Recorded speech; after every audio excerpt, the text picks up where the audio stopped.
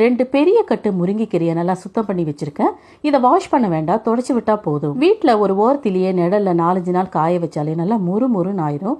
இதை மிக்ஸி ஜார்ல நம்ம பவுடர் பண்ணி எடுத்துக்கலாம். பார்க்கும்போது உங்களுக்கு நிறைய இலைகள் இருக்கிற மாதிரி தான் இருக்கும். நம்ம காஞ்சி பொடி பண்ணும்போது 100 கிராம்குள்ள தான் நமக்கு கிடைக்கும். இதை ரொம்ப சின்ன கண்ணு இருக்கிற சல்லடையில நம்ம சலிச்செடுத்து ஒரு பாட்டிலுக்கு மாத்திரலாம். இந்த பொடியை நம்ம 2 மாசம் வரைக்கும் யூஸ் பண்ணிக்கலாம்.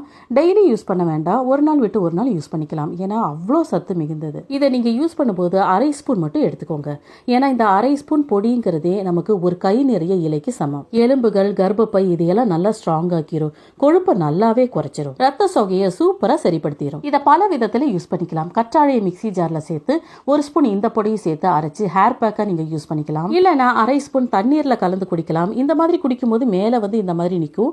இப்படி ஆகாம இருக்க ஒரே ஒரு நிமிஷம் இந்த மாதிரி கொதிக்க வச்சு அதுக்கப்புறம் வடிகட்டி நீங்க குடிச்சுக்கலாம். மோர்ல கலந்து குடிக்கலாம், இல்லைன்னா தேனை மிக்ஸ் பண்ணி குடிக்கலாம்.